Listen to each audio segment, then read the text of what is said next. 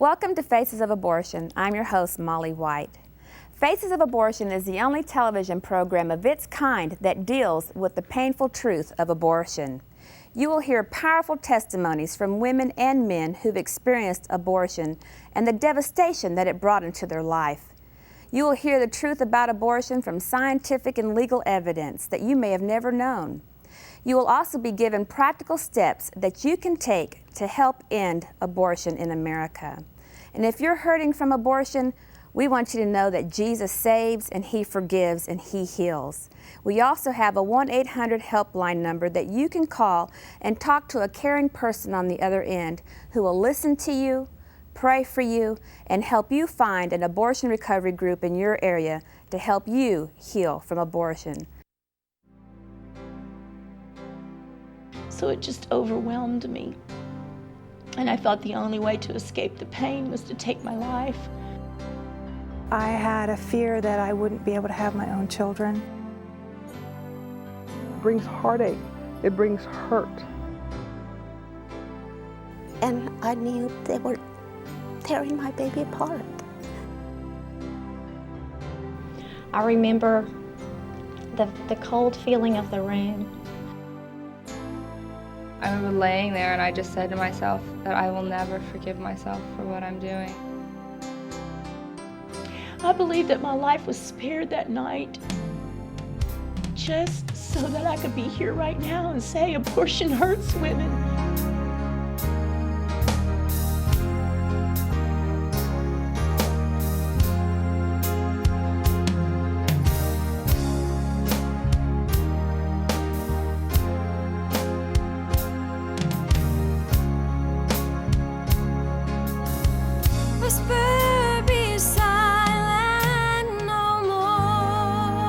Welcome to Faces of Abortion. I'm your host, Molly White, and I'd like to introduce my co-host, Clayton Trotter, the General Counsel of the Justice Foundation, and Alan Parker, the President of the Justice Foundation.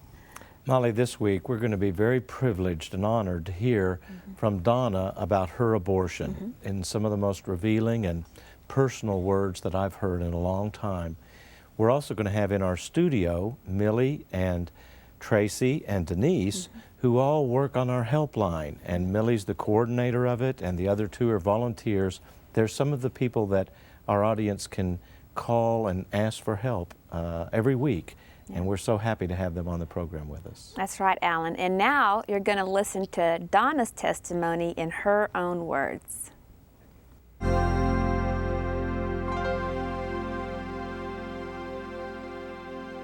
Hi, I'm Donna, and I'd like to tell my story. I have 6 wonderful children. 2 are in heaven and 4 are here with me.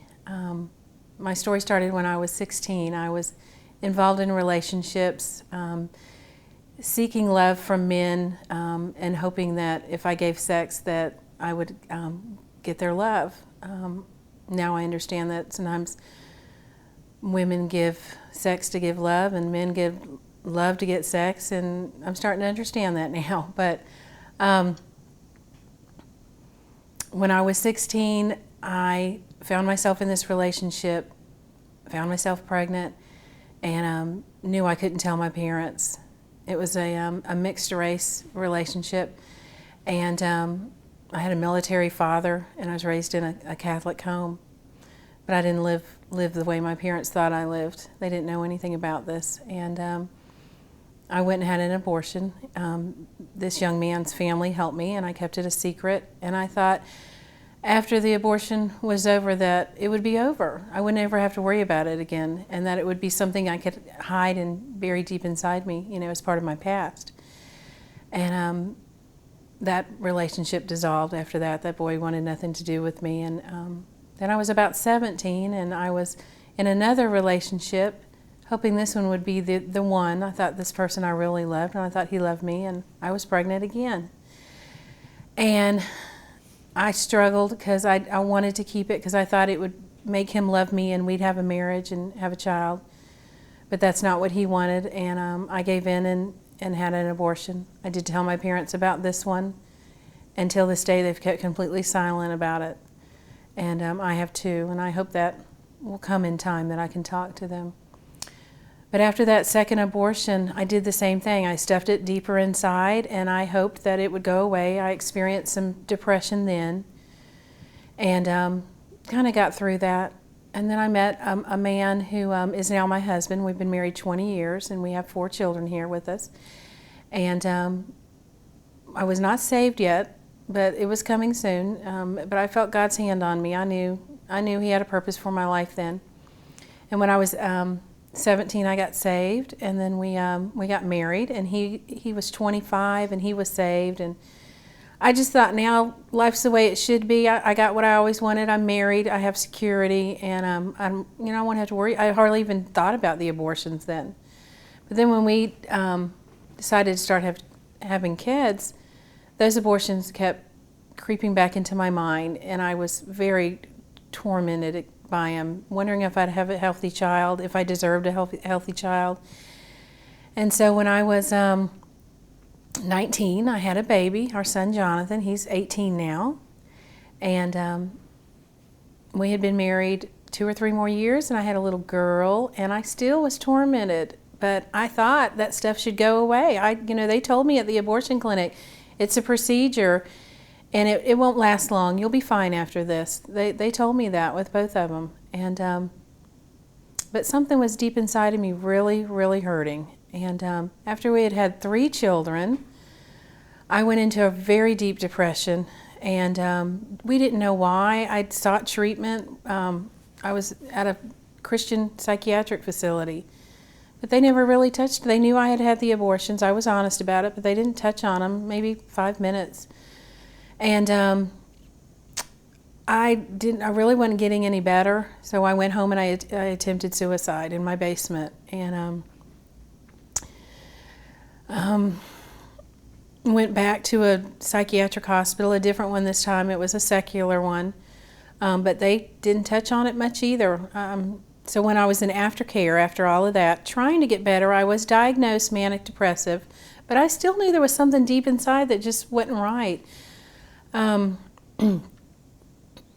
went into aftercare, which is counseling weekly or biweekly, just to really try to resolve the issues that the medication is just covering up, the psychiatric medication. And we talked for a few minutes about it with the counselor, or I did. She asked me to try to relive it and talk to God as I'm going through it, and it just hurt even more. It wasn't closure on it, or it wasn't healing for it. It just did a little. It helped a little, but hurt still a lot.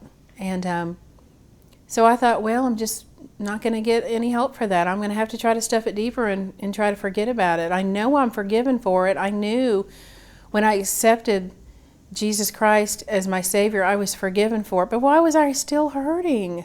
It was still there. I felt like I didn't have purpose. I always tried to compare myself to other people. I never felt like I had worth.